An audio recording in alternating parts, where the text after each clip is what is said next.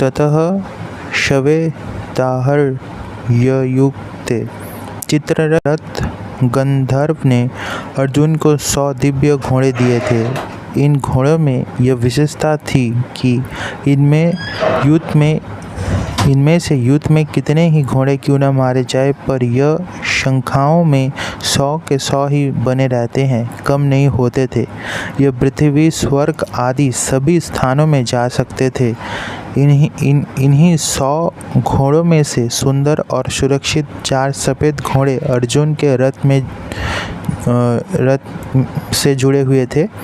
महती सयन्दने स्थितौ।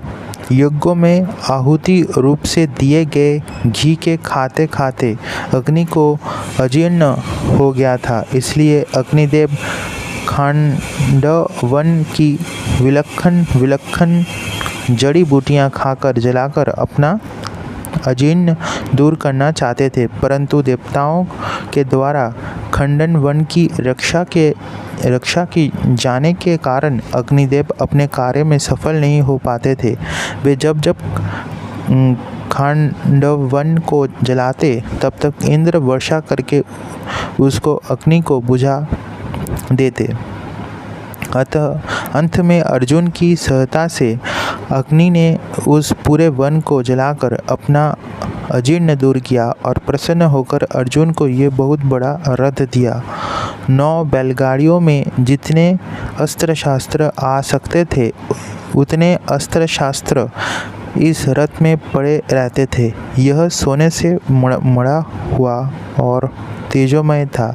इसके पहिए बड़े ही दृढ़ एवं विशाल थे। इसकी ध्वजा बिजली के समान चमकती थी। यह ध्वजा 1 योजन 4 कोस तक फहराया करती थी। इतनी लंबी होने पर भी इसमें ना तो बोझ था, ना यह कहीं रुकती और ना कहीं वृक्ष आदि में अटकती ही थी। इस ध्वजा पर हनुमान जी विराजमान थे। स्थितौ कहने का तात्पर्य है कि उस सुंदर और तेजमय रथ पर साक्षात भगवान श्री कृष्ण और उनके प्यारे भक्त अर्जुन के विराजमान होने से उस रथ की शोभा और तेज बहुत ज़्यादा बढ़ गया था। माधव पांडव शैव। माँ नाम लक्ष्मी का है और धव नाम पति का है, अतः माधव नाम लक्ष्मीपति का है। यह पांडव नाम अर्जुन का है क्योंकि अर्जुन सभी पांडवों में मुख्य हैं। पांडवानां धनंजय। अर्जुन नर के और श्री कृष्ण नारायण के अवतार थे। महाभारत प्रत्येक पर्व के आरंभ में नर अर्जुन और नारायण भगवान श्री कृष्ण को नमस्कार किया गया है।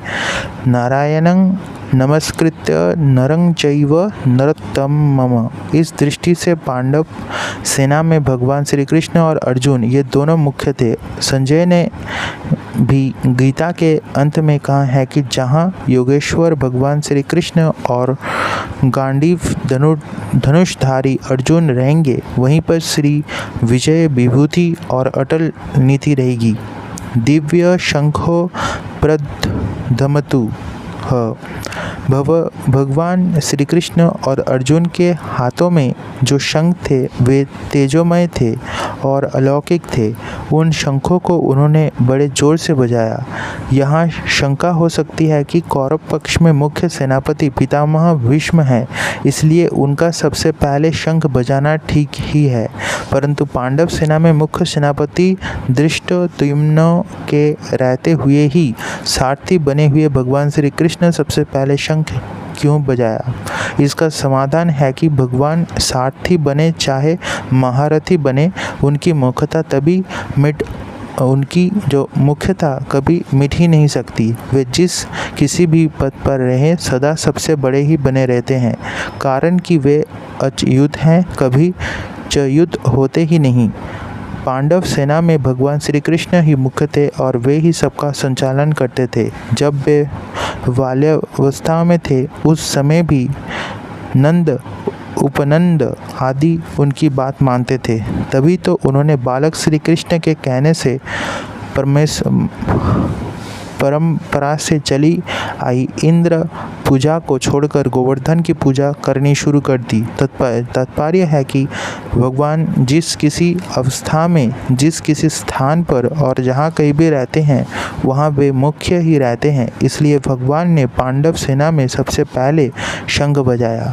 जो स्वयं छोटा होता है वहीं ऊंचे स्थान पर नियुक्त होने से बड़ा माना जाता है। अतः जो ऊंचे स्थान के कारण अपने को बड़ा मानता है वो स्वयं वास्तव में छोटा ही होता है, परंतु जो स्वयं बड़ा होता है वो जहाँ भी रहता है उसके कारण वो स्थान भी बड़ा माना जाता है। जैसे भगवान यहाँ सारथी बने हैं तो उनके कारण वह सारथी स्थान यानी कि पद भी ऊंचा हो गया है।